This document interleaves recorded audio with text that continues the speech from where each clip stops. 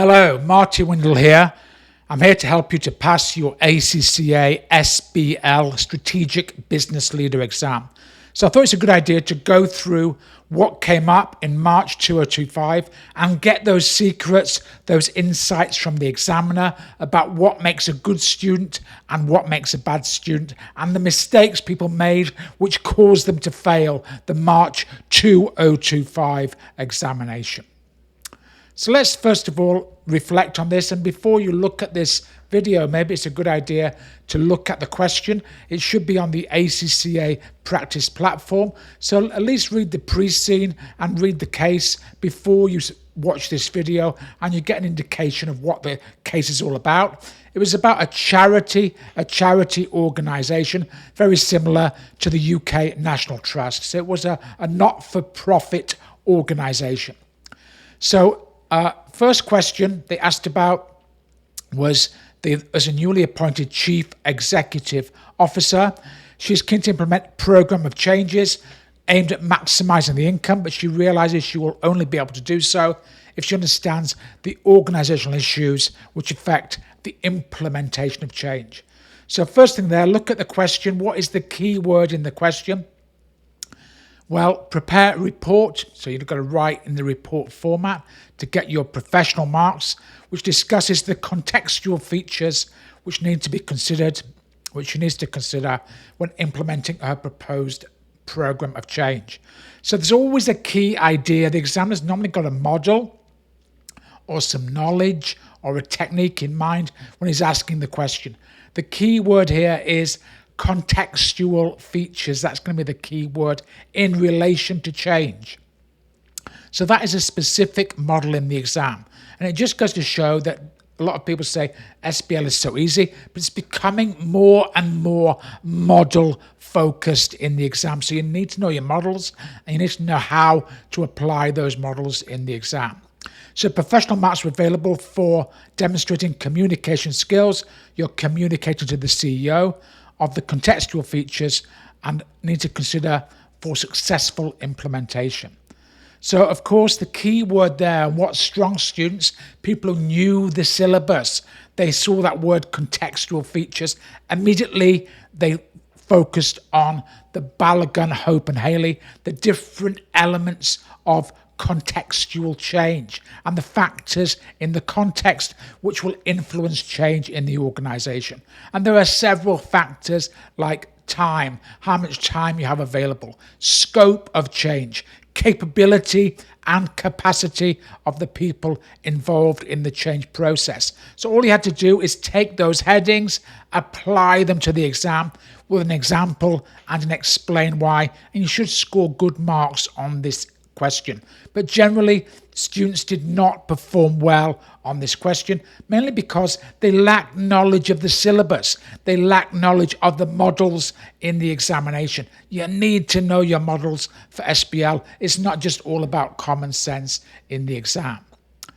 So many students, they limited the marks by not developing the features. So this is not a knowledge-based exam. For ACCA SBL, you've got to apply. It's not just listing and doing a knowledge dump of the contextual features model. You need to have an example linked to the charity and explain why that is important for the organization. So it's always point, example, and explain why in the examination. So a lot of people focus more on description, which is not the correct approach. The focus should not be on description. It should be on application in the exam. So always got to link it back to the case, bring out the examples from the case. Yeah, so many candidates did not recognize the contextual features. Many students, they see the word change and they just talk about unfreeze, change and refreeze. Some people focused on the wrong things. They focused on the benefits or the drawbacks. It was not asked for in the question. You've got to stick to what is in the question. Other people focused, like I said, on the unfreeze, change, refreeze. Not every change question is about unfreeze, change, and refreeze. So make sure you know the syllabus and different things they can ask about on change.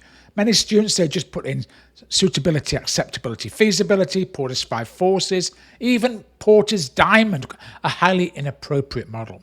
Some candidates use Pestel, but that was the wrong approach because Pestel is external. It looks outside the organization, whereas internal contextual features are things inside the company. So you've got to know the syllabus, you've got to know your models in the exam. And many students, they just wrote a SWOT, Pestel, and they just wrote any model in the hope of getting marks. Make sure you know your models for the examination if you're going to pass. If you knew your models here and you could apply it, easy marks to gain in the examination. If you didn't, you're going to score badly in the exam. So if you use the wrong model, you're not likely to gain marks in the examination. So make sure that you know what the models are and what is the correct model and what is the key word which will indicate which model to use in which situation. And that's something we talk about on the boot camp when we're looking at the revision phase of the course, something I talk about in quite a lot of detail. So for SBL, you need to know the models and techniques. It's very important now. The exam's becoming more model heavy than it has in the past. That's why on my boot camp, I give students 38 pages, which summarizes the entire syllabus and says, look, these are the models you need to know, learn these models, learn these techniques, and apply them in the exam. So you've got a very compact set of notes which tell you the models you need, and then we practice on the revision course, the boot camp, how to apply them in the examination. 1B looked at the CEO's proposals about remuneration.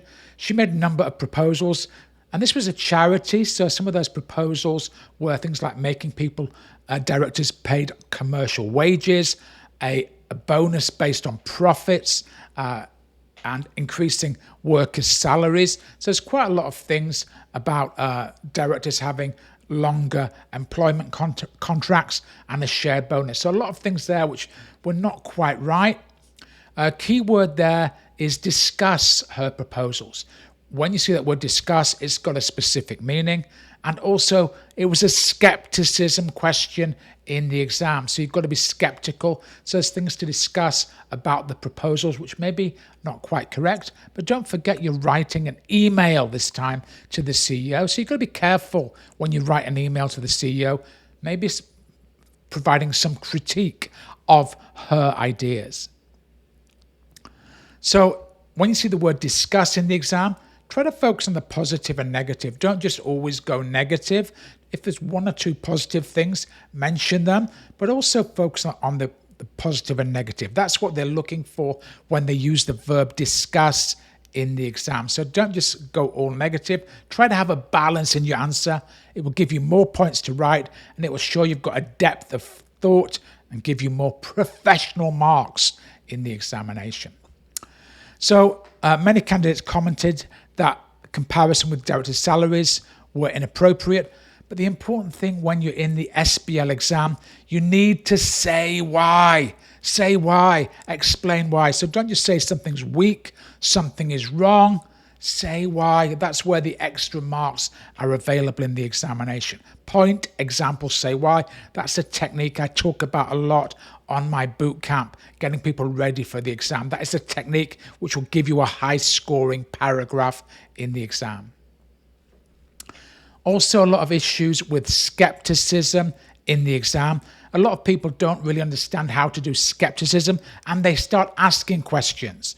You should not ask questions to gain skepticism marks, but you should make statements, right? You should say, I am skeptical that this is the right approach because, but don't ask questions. It's really poor exam technique, and the marker hates it, and the examiner hates it even more. So make statements. I'm skeptical that this is a good idea because it's very costly. Putting people on commercial salaries is very costly, and it's going to mean less funds available to achieve the charity objective. So always explain your points. Say why you're skeptical. I'm skeptical because. Explain why. And you'll get good marks on skepticism questions. But don't ask questions. You're supposed to be usually a consultant. So consultants answer questions. They don't ask them. Another problem was the phrases used in the examination. Sometimes they were very aggressive, and you're writing an email to the CEO. Don't you think it's a ridiculous idea, said some people, right? So the board will manipulate results. Well, you've got to be careful. You've got to put things in a certain way. Do not be rude and aggressive. You're writing to the CEO, and these are the ideas from the CEO. So be professional. Be tactful in your answer. Very important. It will kill your professional marks if you're very rude. You will not get good professional marks in the exam. So be careful on the phrases. Make the issues clear, but have the right tone. Tone is very important in the exam. If your tone is weak, it will reduce your professional marks. Do not antagonize the directors, right? That is not your job as a consultant. So be professional in your answer. Finally, there was some question about one slide, 8 marks, advising the qualities of leadership. So they're looking for the qualities of leadership. So your answer, just 4 qualities of leadership, 4 qualities of a good leader. You're going to need to promote this big change that's happening within this charity. So that's what you should be looking for. Should have been fairly straightforward, but often poorly answered, right? They talked about the roles and responsibilities, but they failed to mention qualities, right? They failed to mention qualities. So often some describe very theoretical answers. Always link back to the case. There's no marks for describing theories. You must link it to the change, what leadership qualities are needed to achieve the change in the organization. So it's only 8 marks, but there's some easy marks there, but make sure you answer specifically what the question is all about. Always link it back to the situation, right? So look at the situation happening in this charity and what leadership is needed to bring along all the people, the workers, and the volunteers in this charity. Link it back to the case. The CEO must demonstrate their words and actions are focused on the mission of the charity. So clear communication is an important characteristic. Building the confidence of the people in the organization. Demonstrating highly competent technical skills also is going to be an important characteristic to give people confidence in the leader. So that wasn't really well answered, but luckily it was only 8 marks, so it didn't spoil many of the exams. So let's have a look at 2A. Let's have a look at 2A in the examination. Thought it was a fairly easy question. They gave you some financial and non-financial data about 2 of the heritage places sites. They were like castles. There was some financial data. There was some non-financial data.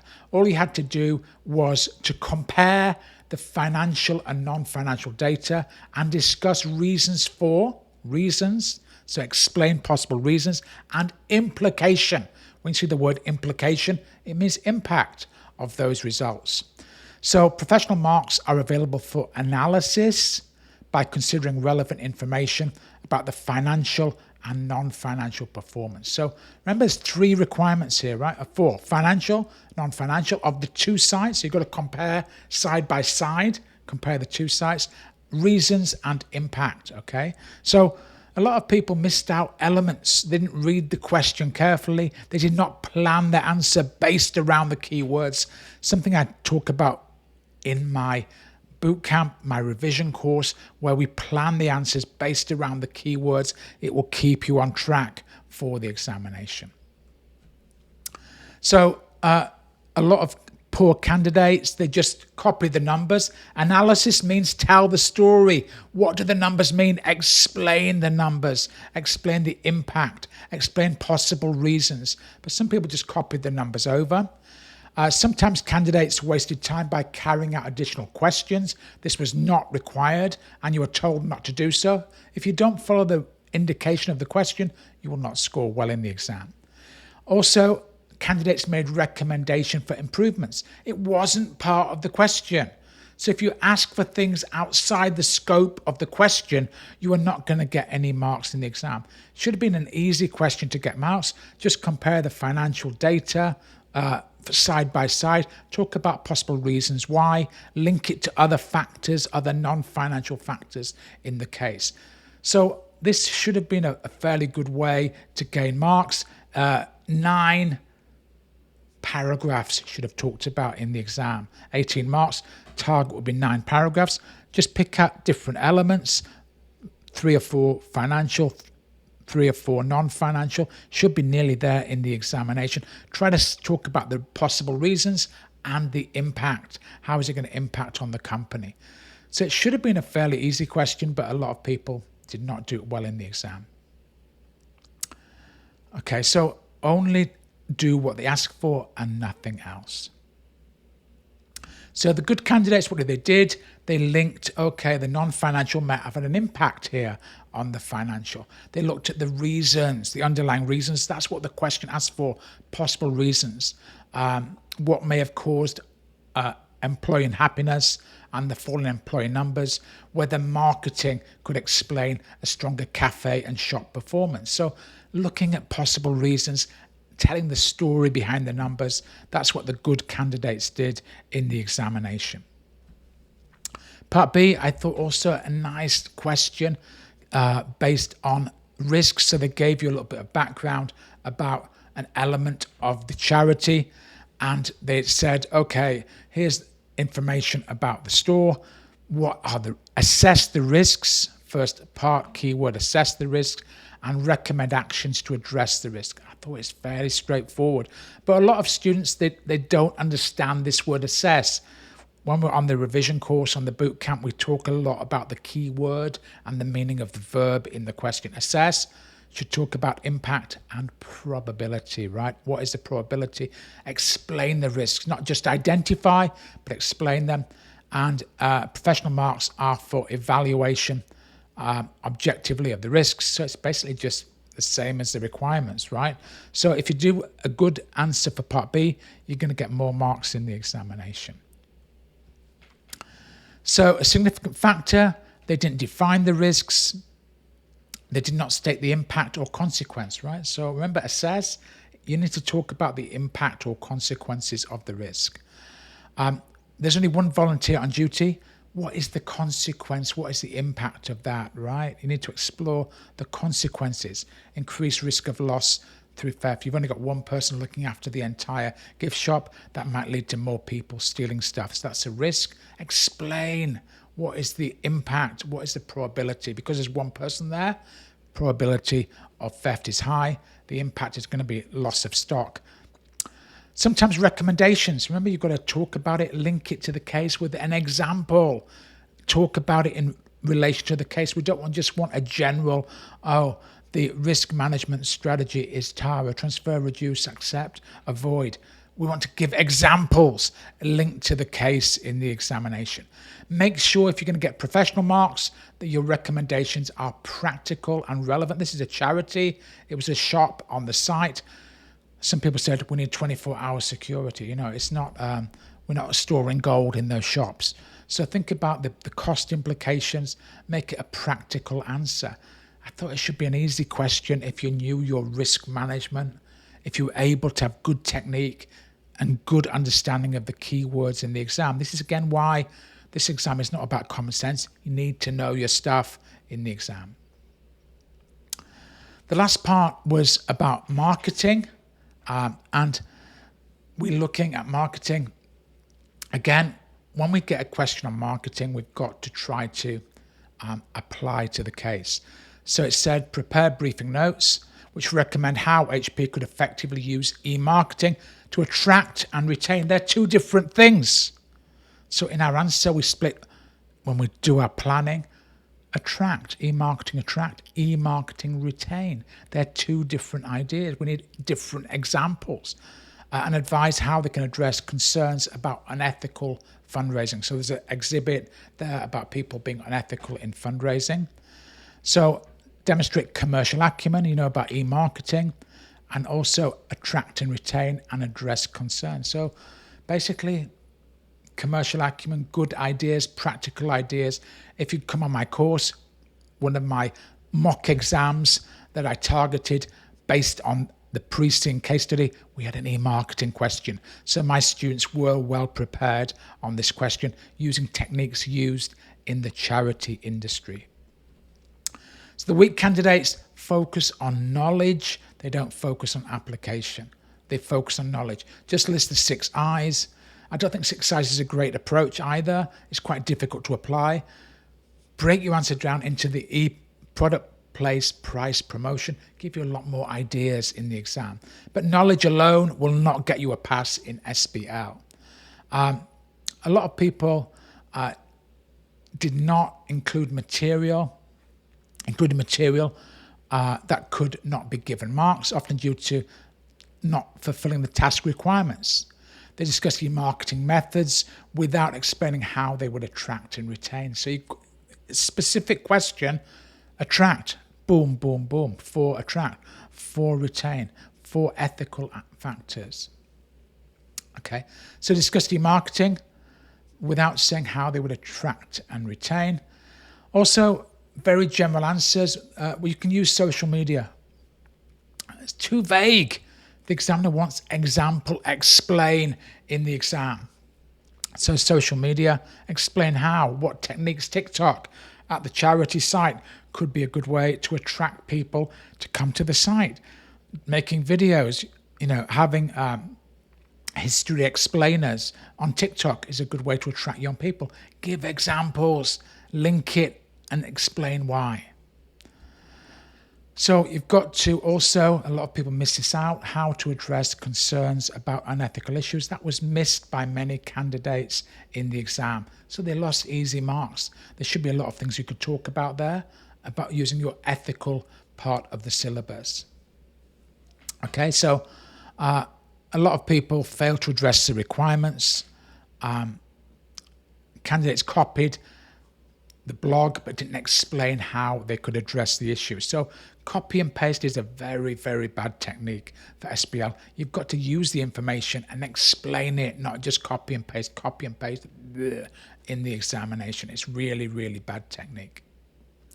Look, that was a little breakdown for you of the examination. If you want to pass the exam, I strongly recommend you do my tuition, revision course, or double mock course. It will give you a big step up in terms of the marks you can achieve, give you the technique you need to pass. If you want more information, go to www.sblguru.com or scan this QR code. I'll also put the link in the description. Thanks very much. My name is Marty Windle. Come and find out more about my courses. I want to help you pass the exam. Thank you and good night.